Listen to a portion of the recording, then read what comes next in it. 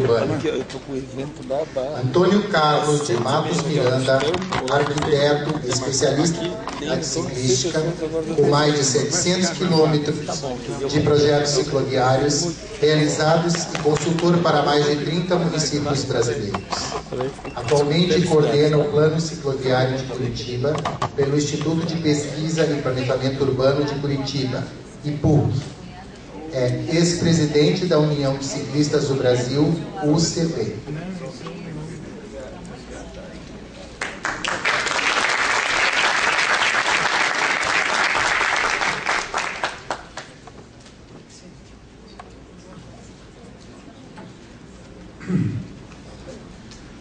Eu queria dar boa noite a todas, boa noite a todos.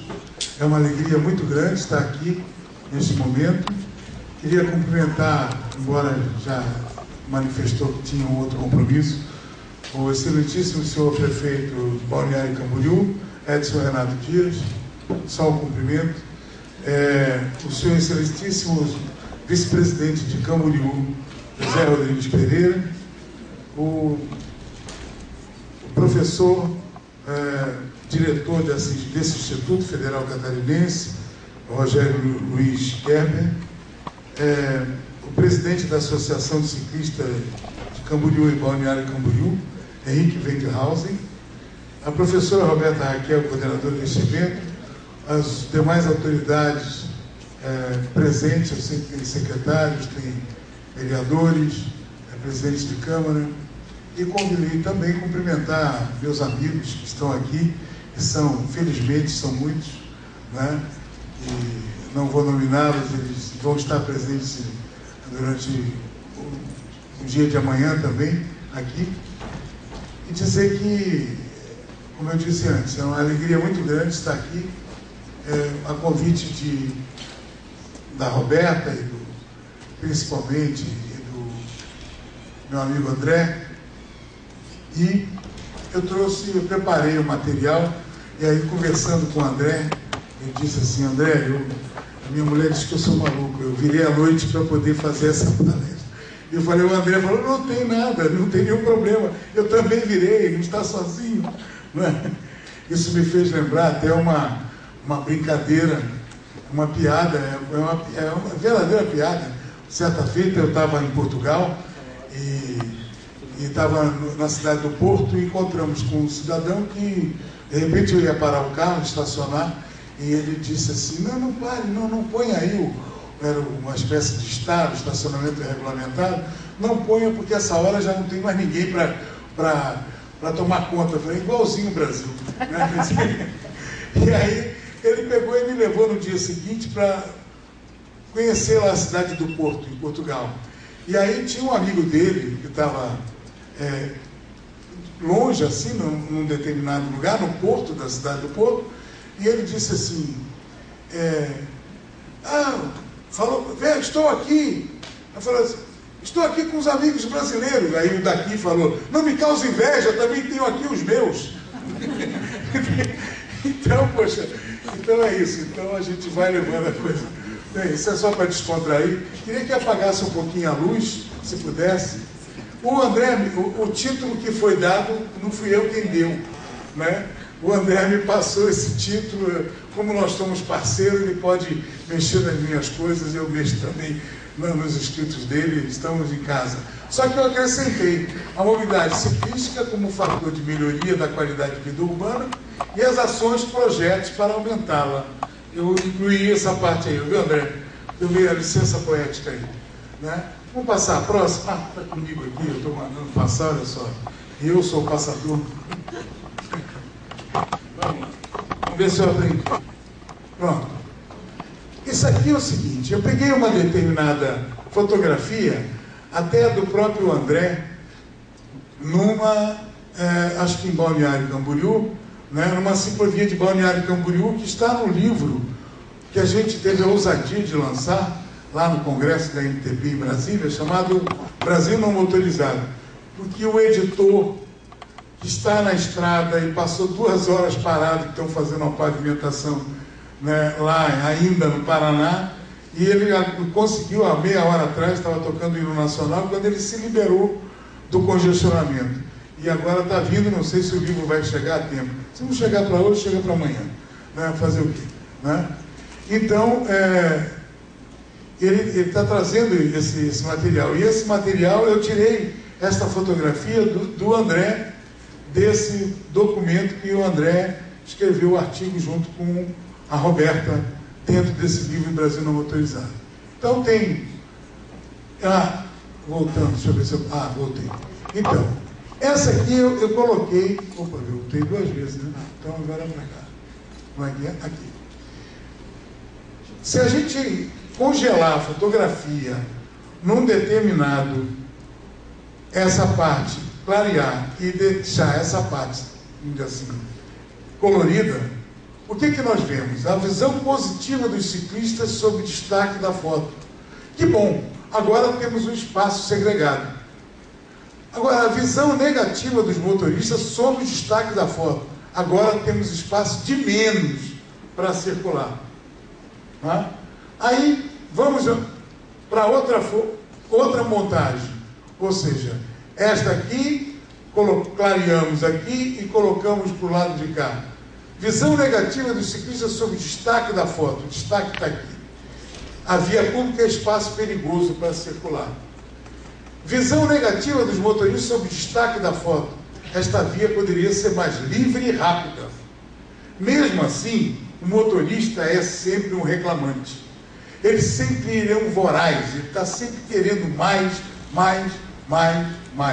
O ciclista, quando ganha alguma coisa, opa, beleza, já aplaude, já vibra, né? Mas o motorista, ele quer sempre mais, ele quer o quê? Fluidez, rapidez, né? E espaço para circular o tempo todo. Vamos ver quais são as conclusões, as breves conclusões. Não, tem que passar. Opa, eu acho que eu estou apanhando aqui um pouquinho. Pronto, aqui, ó. Pronto, agora deu certo. Então, as breves conclusões são: espaços urbanos, depois de algum tempo, tornam-se limitados à expansão humana. Espaços urbanos são razão de desejo de vários atores, seja para circular, para habitar, para negócio ou para outros impedimentos, saúde, lazer, abastecer, etc. Espaço urbano na via pública são objeto de desejo tanto de quem nele circula, como de quem quer nele ficar parado, né? Ou seja, estacionado, ou colocar uma banquinha, ou uma barraquinha, também é espaço de desejo. Ou apenas contemplar, ficar ali contemplando o movimento. Cada usuário da via pública tem a sua visão particular e busca olhar e compreender tal espaço segundo sua própria ótica, sua própria necessidade. Ou seja, eu preciso disso na via pública, então ela só me serve para isso. Então, o espaço viário é espaço de disputa ferrenha de diferentes tipos de usuários. Está todo mundo disputando e ele é finito. Ele não é infinito. Esse é o nosso espaço. Vamos ver se eu passo. Então a gente chega na qualidade de vida. Aí eu pego aquela senhora, né, que estava pedalando ali, né, e aqui, vamos ver, eu dou uma ampliada para a gente ver a qualidade de vida urbana. Vamos fazer uma análise dessa senhora pedalando aí, né? Olha só, o semblante e a foto dessa aparentemente denunciam. O sol não é problema, pois não, ela não baixou os óculos que carrega na cabeça. Ela não é essa a preocupação dela. Parece estar preocupada com outra coisa que não está referenciada ao caminho ou ao seu trajeto. Ela pedala vestindo sapato baixo, tá? Ela usa roupa de verão. Apesar do sobrepeso, isso não é motivo que a preocupa, pois circula tranquila, denunciado pela roda, posição da roda que está em relação à direção da ciclovia, ou seja, ela está andando tranquila ali. Conclusão, aí eu fiz uma brincadeira aqui. A conclusão é essa: vias acalmadas, mais e ciclos, infraestruturas cicloviárias é igual a CMF, cidadãos mais felizes. Beleza. Então, isso aqui. Essa aqui a gente pode usar essa formulinha aqui, viu, André? Você gosta dessa novidade? É interessante. Ou seja, a via acalmada, isso é interessante para dizer o seguinte: a gente não tem só um tipo de infraestrutura. Ciclovia é artigo de luxo, né? Eu tenho uma cunhada que diz assim para minha mulher fica com raiva, né? Ela fala assim: homem é artigo de luxo. Minha cunhada. Aí minha mulher fica danada. Eu acho que também vale isso. Ciclovia é artigo de luxo. Eu quero ciclofaixa, eu quero vias acalmadas. Então, esse é o importante, a história das vias acalmadas. Se ela vai ser com ciclovia, com ciclofaixa, ou com aquele maravilha que plantaram lá em Balneário Camboriú, que é naqueles travessias, que acalma todo o tráfego e dá espaço para todos. Ou seja, quando você acalma a via, os que são mais frágeis têm mais oportunidade. Os cadeirantes, os pedestres, os idosos, todos passam, os ciclistas, todos podem ter, né, a mobilidade facilitada. Vamos adiante. Alguns chavões são bem-vindos. Isso aqui eu peguei, eu sempre estou pegando uma... Né, eu estou dando um crédito a quem eu tirei isso aqui. Isso aqui eu tirei de uma palestra de um companheiro, Fabrício Barbosa. Né, Vera? Vera foi estagiário da Vera Lúcia lá em Florianópolis. E foi meu sócio durante um tempo lá na minha empresa. A pedalada estimula a liberação da serotonina, que é o hormônio da felicidade. Veja o rosto das pessoas. Tem menor chance de ter diabetes. O funcionário que pedala tem mais disposição. Ele ou ela tem menor tendência a ficar sonolento durante o serviço, pois a bicicleta estimula a circulação sanguínea e contribui para evitar metade das doenças do coração. Né? Onde há? Qualidade de vida. A questão física. Aí temos aí o gordo e o magro. Né? Então vamos lá, vamos adiante. Academia do bem-estar. Mas o que é bem-estar físico? Aí eu fiz uma figura esdrúxula e uma outra mais magrinha, né? O que é bem-estar físico, né? E vamos adiante. As crianças, um dado interessante. Olha só, aqui. As crianças, segundo o ciclismo referenciado à obesidade, você vê no Reino Unido, você tem menos criança pedalando, né? E tem maior obesidade. Na Suécia, aumenta, diminui. Alemanha, quanto maior, vai diminuindo a obesidade. Então, é a funcionalidade de saúde e obesidade infantil. O automóvel e o ônibus escolar estavam deixando as crianças e adolescentes cada vez mais com mais problemas de obesidade. Isto representava muito mais gastos com saúde pública.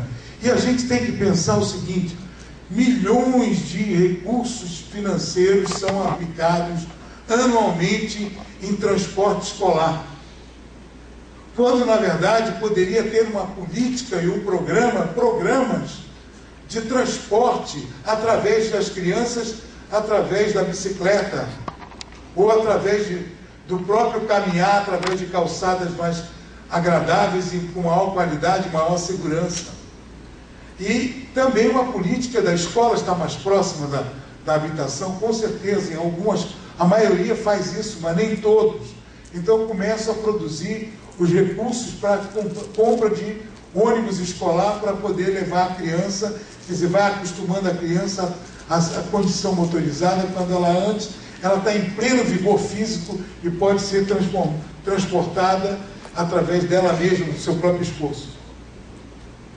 Bem, vamos à visão da European Cyclist Federation, né, para o problema da obesidade.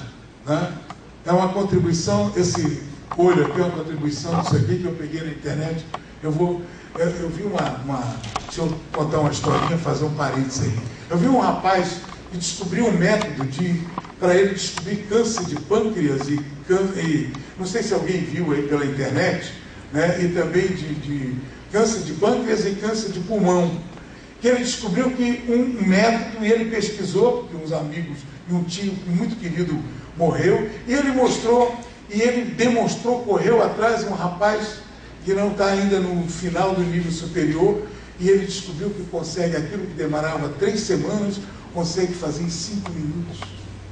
Entendeu? Então, quer dizer, e ele falou, o meu professor, grande professor, foi o Wikipédia. Né? E mais a internet. A internet é uma grande, quer dizer, um grande, assim, enciclopédia de vida e de conhecimento fantástico que a gente tem que aproveitar. Então eu, por enquanto, estou aproveitando através de elementos artísticos aqui. Né? Vamos lá. Aí essa Federação Europeia, né, de Ciclismo, né, mostra uma determinada, através desse site, faz algumas observações sobre a questão da obesidade. E aí mostra, né, quer dizer, uma pessoa pedalando, né, e que era importante utilizar a tecnologia. Né? Como fazer isso? Então, as primeiras conclusões deles é o seguinte: mais e mais pessoas da Europa fazem uso da bicicleta. Mas, no entanto, 10 a 15% das mortes estão ligadas ao excesso de gordura das pessoas. Eu, por exemplo, mas eu pedalo.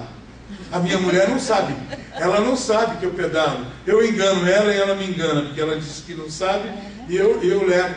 Eu vou até o centro de ônibus, depois lá eu pego a bicicleta e vou para o IPUC. Aí estou revelando isso aqui agora. Ela agora não vai deixar nem eu ir mais para o IPUC. São 4,5 km, eu estou quase caindo. 4,5 km que eu pedalo para ir e para voltar, dá 9 km. Por isso que você pega aquelas camisas tão um pouco mal cheirosas. Desculpe. Mas eu estou fazendo uma revelação aqui. E aí é o seguinte, é porque eu já fui atropelado 2 vezes, uma delas em Blumenau, né, e ela fica preocupada. Né, e esse é o problema da segurança. Né. Então aqui, ó, os custos investidos para combater a obesidade são superiores a 10 bilhões por ano. 10 bilhões de euros, ou seja, quase 30 bilhões de reais que eles empregam para combater a obesidade na Comunidade Econômica Europeia. E, como eu disse, 10 a 15% das mortes estão ligadas à questão da gordura. Né? E aí, houve uma conferência em Verona, na Itália, né, em 2010, está bem recente, chamada Luta contra a Obesidade, e mostrou a experiência da Dinamarca de um determinado ciclista e professor, né, que ele diz que o principal é dar prêmio e não punir as pessoas. E ele fez um trabalho com uma comunidade de 40 mil habitantes e 1.111 pessoas e instalou chips para acompanhar a quilometragem percorrida pelas bicicletas dessas pessoas. Então, com isso, iria premiando as pessoas. Essa conferência que aconteceu em 2012, em Verona, na Itália, foi tão importante, eles chamaram a Microsoft, chamaram a Samsung, chamaram a Nokia e vários outros produtores de smartphone para ajudar a comunidade europeia a encontrar caminhos para combater a obesidade através de mecanismos de controle, utilizando a tecnologia, mostrando que é uma coisa muito importante. Bem, e aqui, ó, eles utilizavam o chip. Vamos adiante, estão me dando já prazo aqui. Olha aqui, ó. Então, aqui é o seguinte, esse negócio, quer dizer, olha só, eu mostrei antes, aquele dado era de 2002, aquele da obesidade, aquele gráfico. Olha esse gráfico aqui, ó. Crianças pedalando para a escola. Na China, ainda pedala. E olha, é o que mais pedala. 60% pedalam as crianças. Na Holanda, 50%. Dinamarca, 40%. Agora, olha aqui, ó. Canadá, Estados Unidos, Austrália e o Reino Unido. Né? Inglaterra aqui, está no meio. Né? Ou seja, muito pequeno, por isso são muito obesos mesmo. E aí, o Henk Hendricks, ele nos diz que na Inglaterra muitas moças de 14 anos não passam no teste de aptidão utilizado para pessoas de 65 anos para subir escada sem parar em qualquer lance. E sem usar o corrimão. Elas usam o corrimão. Ou seja, é uma coisa grave que está associado exatamente a isso aqui, ó. né? Por quê? Então, não faz exercício com crianças jovens que têm plena atividade física, né? E não conseguem fazer alguns exercícios básicos, né? Que são aplicados em pessoas mais velhas. Aqui é o seguinte, então o conceito de bem-estar urbano, né? Essa aqui é uma foto que eu peguei, essa aqui é uma fotomontagem minha, de transição de um filme, da condição do Central Park de Nova York para uma rua de Nova York. E você, nessa transição, você consegue dar um print screen, né? Fazer uma imagem espontânea, rápida, né? E você consegue montar isso aí. O que eu quis dizer com isso aí? É que as cidades têm que começar a sair da história de só colocar bicicleta em parque, para começar a colocar na rua mesmo, no espaço de vivência do dia a dia, né? Então vamos lá. O que tem acontecido? Olha só, o que é bem-estar urbano? Bem-estar urbano todos nós sabemos, mas vou repetir rapidinho. Água encanada de qualidade, saneamento básico, limpeza e coleta de lixo diário, iluminação residencial e espaço público, parques e áreas verdes com 25 metros quadrados por habitante, transporte público de qualidade com preço acessível ou gratuito, por que não? Né? Tarifa zero é o que a gente gostaria. Os subsídios lá fora são muito altos. Aqui é quase nada. Aqui, quando se dá, um Deus nos acuda, não. Né? Educação básica para todos, emprego para o jovem, acesso gratuito à saúde, acesso à cultura. E novas prioridades na mobilidade. E vamos adiante. Antes, porém, quem somos, quem seremos? Né? Essa é a situação e nós não podemos ficar egoisticamente pensando somente no nosso presente. Ajuda o teu pai, o teu avô, né? Que você está ajudando a você mesmo daqui a algum tempo. Né? Porque você fazendo para ele, você está garantindo o seu futuro também. Né? Então, olha só, essa é a condição, é um dado muito recente de 2013, tá? De a previsão, o estudo foi feito, mas ele pegou os dados de 2006 e 2050, mas é um estudo de 2013, mostrando quantos seremos as pessoas idosas, ou seja, com mais de 60 anos, né, no ano de 2050. Hoje o que são? Na África é o que tem menos, mas na Ásia vai crescer, e aqui também, a América Latina, tá? Europa vai ser um continente de velhos, né? 1/3, né, de pessoas idosas, né? América do Norte e Oceania. Né? Então nós temos que cuidar disso aí mesmo. Né?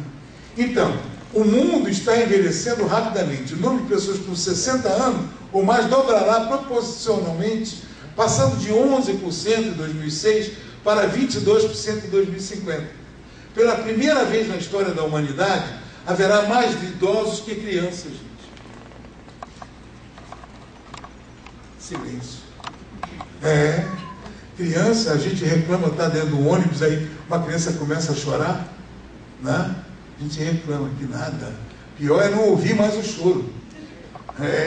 Aí é que é triste. Hoje tinha uma criança no ônibus que, né, eu brinquei, a minha mulher também brincou com ela, né? Fizeram maravilhoso. Quando a gente começa a pensar nisso, a gente pensa, sabe, tem que ir adiante. E aqui eu botei um casal de pessoas idosas, pode ser os pais do André, né, pedalando aqui, né, tranquilamente na sua bicicletinha. Maravilha, maravilha. Né? Então, é preciso preparar nossas cidades para nós mesmos, para nossos netos e bisnetos, crianças tão preciosas e cada vez mais raras. Por isso é preciso construir ciclovias, ciclofaixas, passeios compartilhados e principalmente excelentes calçadas. Também é preciso acalmar as vias, diminuindo suas velocidades, assim como hierarquizar as oportunidades da circulação e do acesso para os menos capacitados. Né? Isso é importantíssimo, muito importante. O Ricardo Mesquita, que escreveu o livro do Brasil Não Motorizado, ele iria estar aqui, mas ele teve um outro compromisso e não pôde vir. Foi o único artigo que eu consegui de uma pessoa falar sobre pessoas com deficiência. Mas foi ótimo. Mas qual a imagem que a cultura do automóvel, casada com a especulação imobiliária, está passando aos brasileiros? Viremos a página. Ó, aqui tem a frase: reinventar a cidade é ter espaço, pensar um novo. Onde? Qual novo? Isso é uma fotografia, né, dessas de propaganda no Parque Ibirapuera, em São Paulo, né, que ali tem espaço. Mas aonde é que eles vão construir? Né?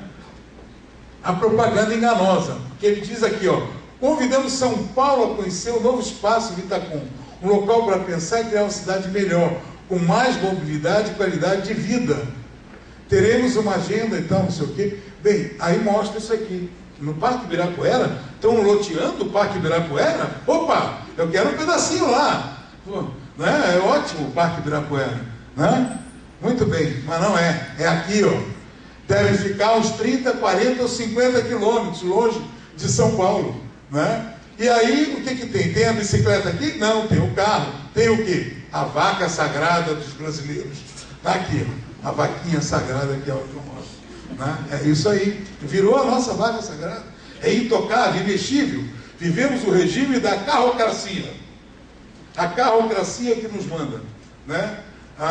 Eu não vou dizer... Não falo. Não, melhor não falar. Tem coisas que são perigosas que a gente fala. Voltemos à questão cicloviária, para apresentarmos algumas imagens solidárias ao lado dessa senhora, que não é exclusiva aqui de Balneário Camboriú. Quer ver? Olha aqui, ó. Cidade Pomerode, onde a gente fez o projeto, fizemos essa calçadinha aqui, ó, esse passeio, vinha até aqui, ó, até o segundo aqui depois disso. Agora nós ampliamos, agora ando 2 até 3 pessoas aqui.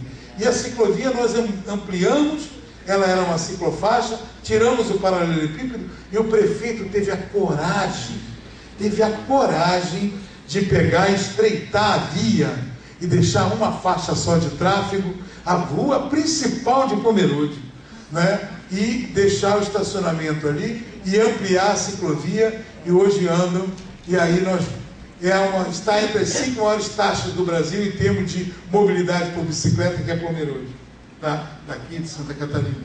Né? E aqui, ó, aqui é uma outra pessoa, numa cidade chamada Almelo, na Holanda.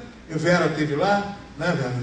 E com mais de 35% da mobilidade diária por bicicleta. Mulher circula por ciclofaixa sem qualquer preocupação com sua segurança física. E eu fiquei atrás dela, falei, que interessante essa mulher levando o papel higiênico, assim, sem a menor preocupação. Isso aqui para nós a gente põe no saco. E depois que eu voltei da Holanda, eu nunca mais mandei ensacar papel higiênico.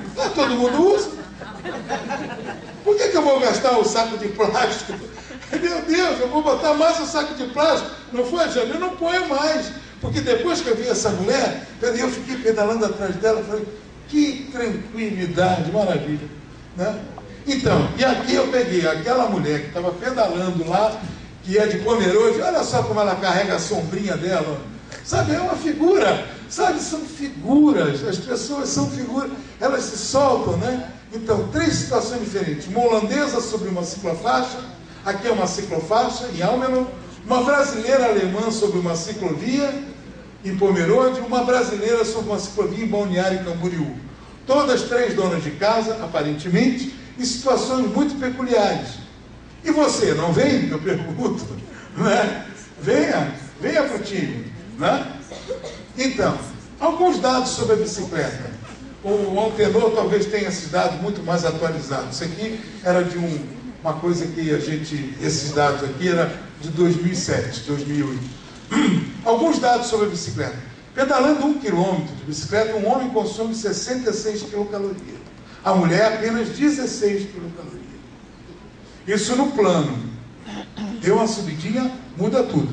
Né? Ou seja, se querem emagrecer, não pedalem, caminhem. Porque caminhar vai gastar mais caloria do que pedalar.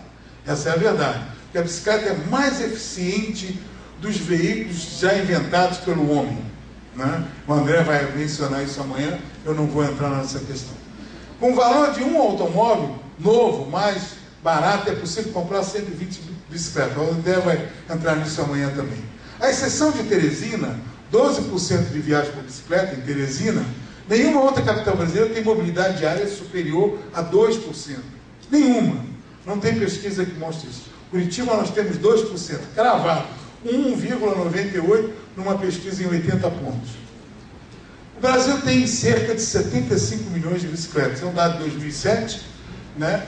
Isso é da Abradip, né? O que isto representa? A quinta maior frota do planeta, atrás da China, Índia, EU e Japão. Nossa, está comendo rápido esse terceiro maior produtor mundial de bicicletas, 5 milhões de bicicletas formais, seja de empresas organizadas, tipo Caloi, tipo Houston, outras empresas aí. Ou 11,9 milhões, incluindo o mercado informal. A Índia vem antes um pouco, com 10 milhões, e a China com 80 milhões. Só que aqui a gente botou um pouco porque isso é estimativa da gente, né? Por isso que ela está atrás, é a terceira, né? Vamos lá. Agora alguns dados de Curitiba, com quem me casei pela terceira vez. Aí minha mulher vai me olhar ali, casou terceira vez? Que história é essa? Eu não sabia, tem algum filho por aí? Não tem. Eu casei uma vez, casei com a bicicleta a segunda vez, e agora com a cidade, né? Quer dizer, que eu larguei minhas consultorias e estou na cidade, né? Então vem aqui, ó. Então por isso que eu botei aqui um casal aqui, e aí eu estou aqui, ó, sentado aqui. Bem, vamos lá. Situação atual da ciclomobilidade em Curitiba. Curitiba tem hoje 128,5 quilômetros de infraestrutura cicloviária. A maior parte ainda em parques e na zona norte da cidade aqui, ó, tá? No entanto, a sua área mais plana é a zona sul, também que apresenta as maiores movimentações ciclistas do dia. É aqui, não tem infraestrutura tanto quanto tem movimentação de bicicleta. Bem, os protestos. Aí vamos lá. Houve um protesto grande, e eu digo sempre assim, ó, sem pressão não há solução. Aqui na Holanda, na Dinamarca, na Terra, até em Marte, né? Exemplo de Curitiba, de Holanda, exemplo de Fortaleza. O prefeito de Curitiba diz assim: continue pressionando. Ele fala para o pessoal da Ciclo Iguaçu para continuar pressionando. Não tenha medo, não. Pressione mesmo, que aí a gente consegue, com outros pares, convencer os outros. Porque ele é prefeito, mas ele não consegue convencer um monte de secretário, um monte de técnicos que estão acostumados com uma cultura anterior. Então tem que ter uma mudança, e só vem através de pressão. Pressionou, o pessoal tem medo. Aí o pessoal corre atrás, né? Então vamos lá. O que aconteceu aqui com essa foto aqui? Agora eu botei ela, iluminei a foto. Houve um protesto em Curitiba e a ciclofaixa de lazer era aqui do lado de cá, e os ciclistas em protesto andaram todos pelo lado de cá, no dia da inauguração. No dia da inauguração! Esses caras botocudos foram por aqui quando deviam ir por aqui. Mas o que é isso? Né? Por quê? Não era um espaço, porque não era um espaço educativo que tinha sido combinado com o prefeito, não era um espaço definitivo, era um temporário, e traição de um acordo pré-firmado com os ciclistas. Houve essa traição. Então, aí o que aconteceu? A ciclofaixa está dizendo, é um protesto? É uma rebeldia juvenil? É uma desobediência civil? Eu acho que é tudo isso. Mas faltou diálogo? Faltou. Erro de projeto? Sim. Autoritarismo? Sim. Prepotência técnica? Sim. Eu sou técnico e sei, às vezes a gente tem isso, né? Aí, os ciclistas circulando fora da faixa de lazer, foram quase 400 ciclistas em 15 minutos, por 2 vezes, e ao longo de todo o período das 8 às 6 horas, na faixa regular, não passaram mais do que 1.000 ciclistas, ou seja, foi muito mais denso a passagem dos ciclistas em 15 minutos do que ao longo de todo o dia, né? E aqui um outro protesto, porque essa ciclofaixa aqui ficou muito apertadinha. Bem, aí olha só, novamente erro de projeto, novamente ausência de diálogo, novamente implantação voltada a não gerar perdas aos automóveis, né? Então, com esse espaço pequenininho, aí houve protesto, e aí, aqui o que seria o detalhe mais correto, vou pular, o que mudou depois do projeto? Mudou, olha aí, ó. Aí eles pegaram o outro lado, não fizeram igual aquele lá. Eles pegaram e é um espaço maravilhoso, é a melhor infraestrutura cicloviária que Curitiba tem, são as ciclofaixas da Avenida Marechal Floriano. Vão pedalar lá que vocês vão gostar, porque é legal mesmo. E o povo gosta muito. Gosta tanto que em pesquisa que nós fizemos lá, olha só, houve uma migração das canaletas que eles andavam junto com os ônibus biarticulados, com aqueles bólidos, né? E eles passaram, ó, houve uma migração. Ó. Isso é a 1 e a 3, ó. E só esses aqui, ó, os teimosos aqui, ó, que continuaram a pedalar dentro. Mas houve uma migração fantástica para as ciclofaixas. E é isso que a gente quer no outro projeto que a gente vai mostrar. Consequência daquela coisa do prefeito lá não fazer. O prefeito perdeu a reeleição por menos de 4.000 votos. E sabe quantos ciclistas fizeram uma passeata lá, botaram lá? 2.500 ciclistas passearam lá e todos, nenhum deles votou. Né? Claro, no prefeito, e mais os parentes agregados, aderentes e complementantes, e o que quiser colocar. Né? Falando a linguagem aí bem maluca. Bem, a passeata reuniu 2.300 ciclistas, né? 10 dias antes da eleição. A Associação de Ciclistas entrou para o Concetiba e dialogam agora livremente com o governo, atualmente. A todo instante, ciclistas são consultados, no atual governo, né? Consultados e opinam sobre diferentes projetos. Foi feito um termo de compromisso ou de cooperação, assinado um termo de cooperação entre o IPUC, a Prefeitura, o IPUC e a Ciclo Iguaçu. Ou seja, hoje os ciclistas são ouvidos, não tem projeto que saia de dentro do governo sem ter, pelo menos, mostrado e discutido com os ciclistas. Essa é uma mudança, né, radical, né? Quer dizer, do ponto de vista de organização governamental. Foi firmada a parceria, como eu disse, e a ciclofaixa de lazer foi apagada e agora, com a participação do ciclista, foi montado o circuito ciclístico de lazer. Bem, os protestos da Holanda, eu acho que vai ficar muito longo, mas o Jerônimo, esses Ierrum, né, Ierrum Buis, que é assim que falaria o nome dele em holandês, Ierrum, né, mas é Jerônimo para nós, né, ele, um fragmento do artigo dele, ele escreveu isso aqui, ó. Cada vez mais vias eram construídas, cada vez mais carros utilizavam, aí tinham 3.200 mortes e tal. Esse governo fizeram que as pessoas começassem a perceber que havia sérios efeitos negativos no uso descontrolado do automóvel. Houve campanhas, seguro, por um trânsito mais seguro e melhores instalações para os ciclistas. Isso foi montado lá. Está no livro do... E aí, quais foram as consequências? Olha, as consequências estão aqui, ó. Número de bicicletas por habitante na Holanda, 1,1. Ou seja, tem mais bicicleta do que habitantes. Né? Isso aqui é de um documento da própria Comunidade Econômica Europeia. 29% de viagens por bicicleta em todo o país. Né? Bem, o protesto de Fortaleza, tinha um filminho aqui, eles fazendo, é engraçadíssimo, eles fazendo a ciclofaixa, e eles dizendo, o governo não faz, nós fazemos. Bem, aí eles fizeram um protesto danado, não dá tempo de passar isso aqui, é muito engraçado. E aí o que aconteceu? A consequência, a prefeitura foi lá e fez direitinho.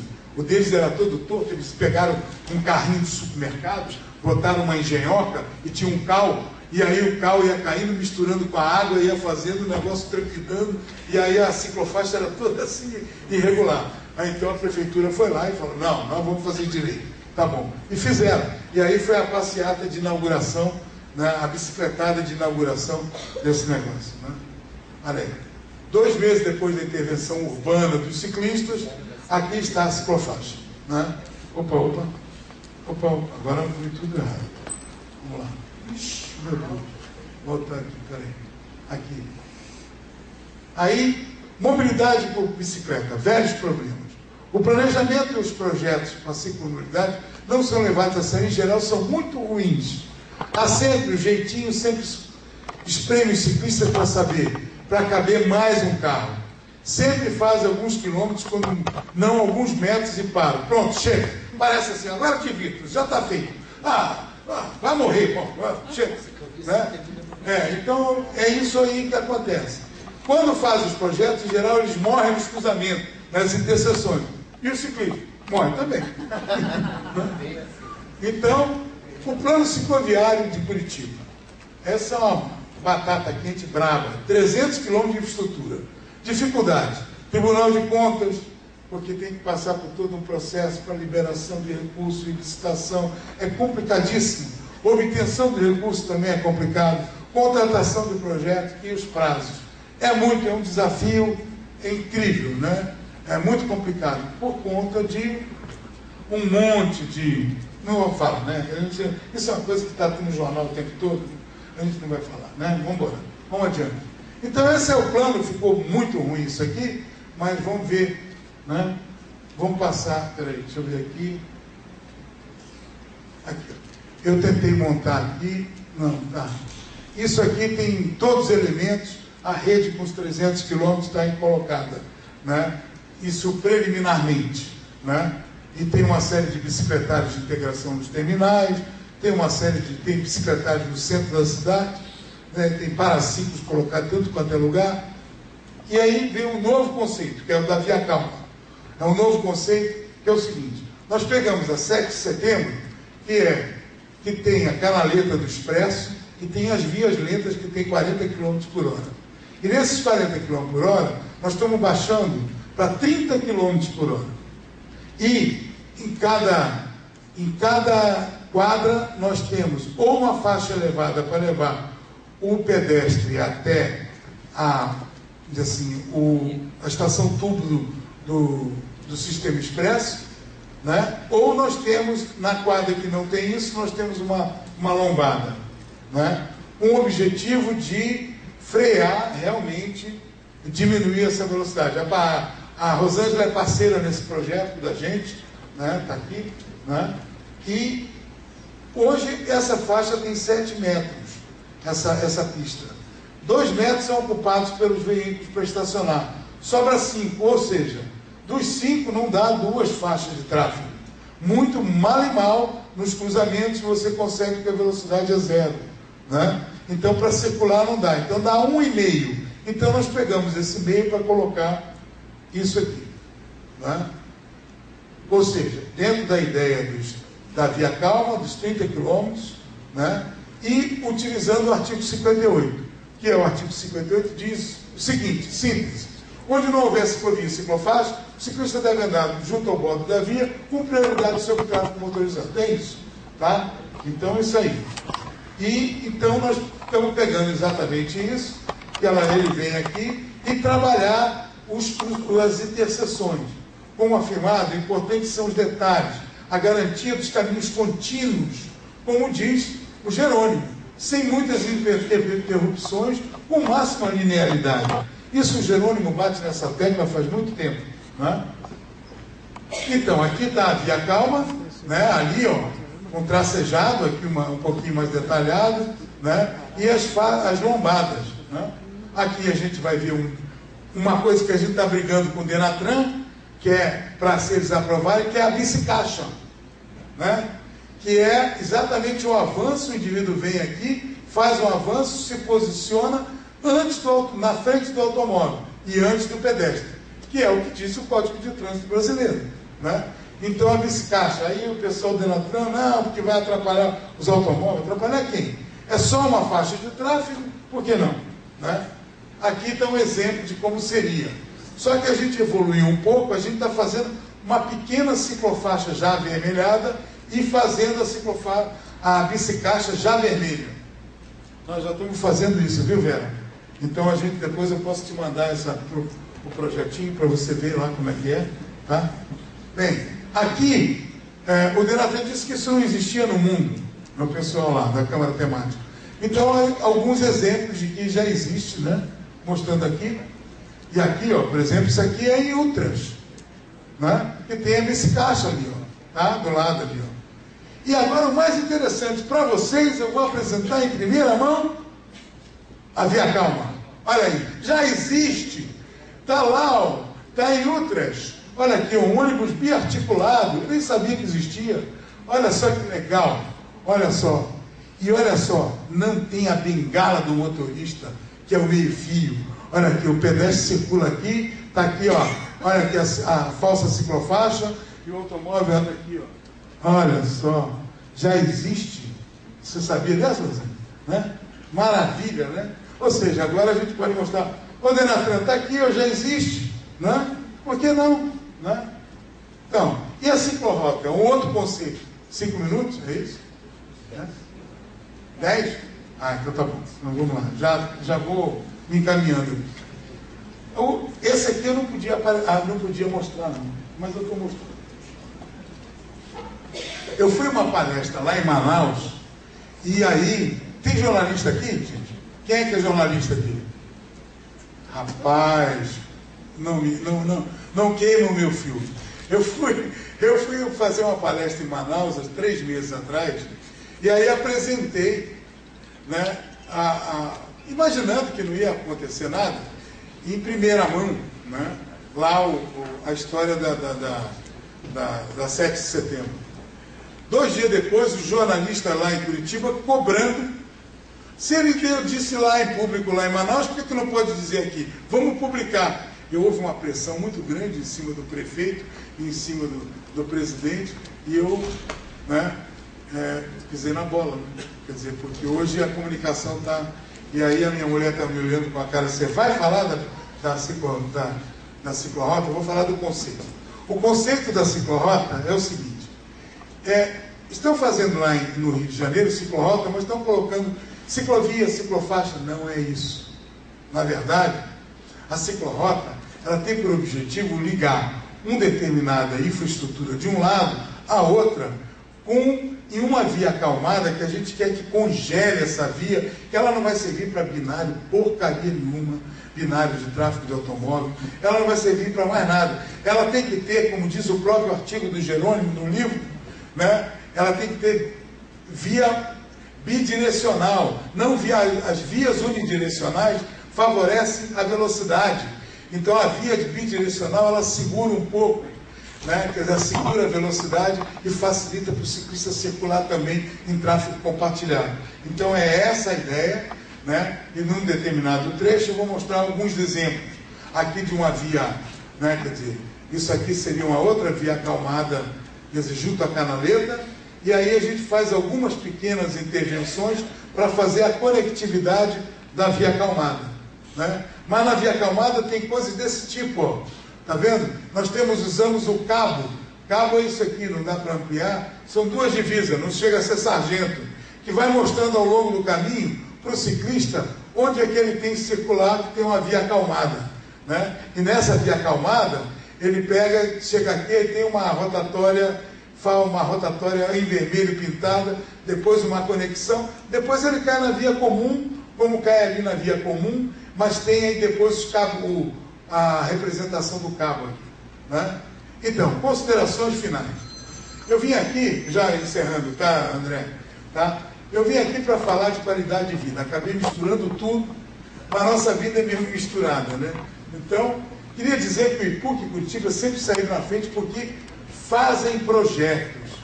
Façam vocês também. Exijam das prefeituras, né, que façam projetos. Curitiba ganhou durante a década de 70 e até o início, até a primeira metade da década de 80, depois a coisa degringolou do ponto de vista econômico no país, né? Ela recebeu sempre muito mais recursos do que todas as outras cidades. Porque perguntava-se no governo federal, quem tem projeto sobre isso? Curitiba, opa, eu tenho. Ela trabalhava antecipadamente, fazendo projetos. Então, a Caixa Econômica exige os projetos.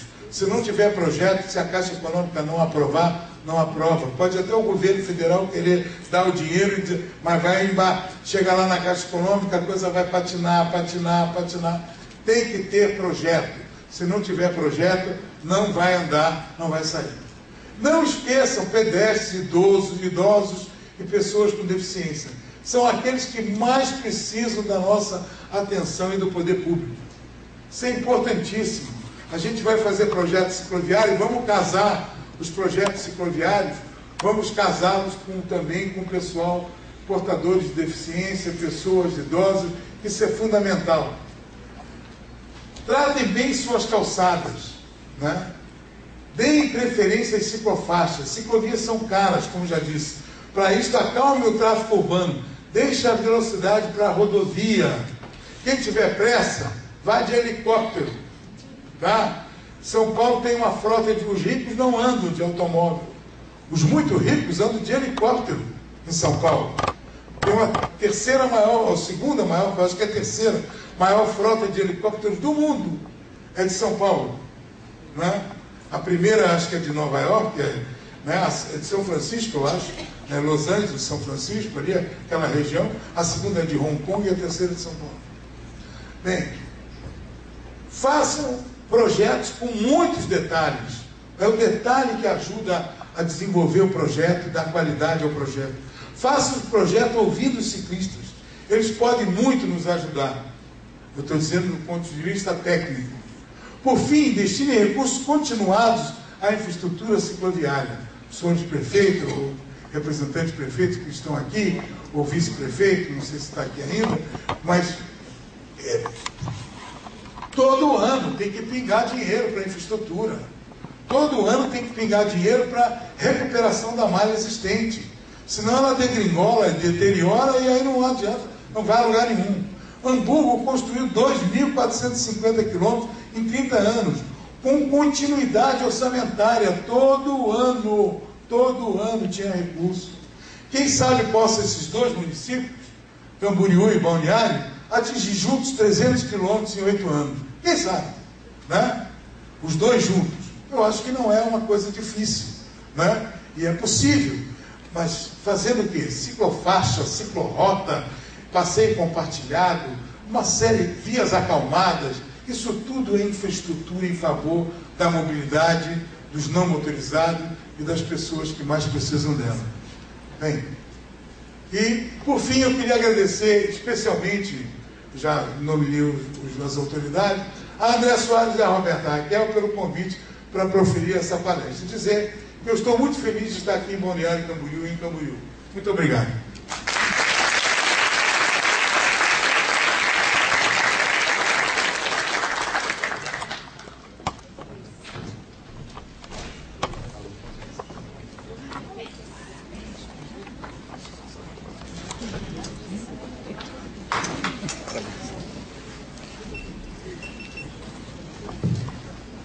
Oi. Tem alguns presentes que gostaria de fazer alguma pergunta ao palestrante?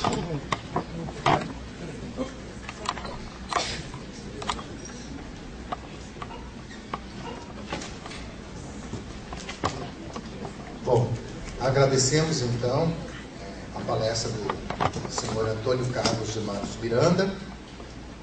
Também agradecemos a presença de todos e convidamos para se dirigir ao hall de entrada para o lançamento do livro Brasil Não Motorizado e a apresentação dos painéis e do coquetel. Um bom evento a todos e uma boa noite.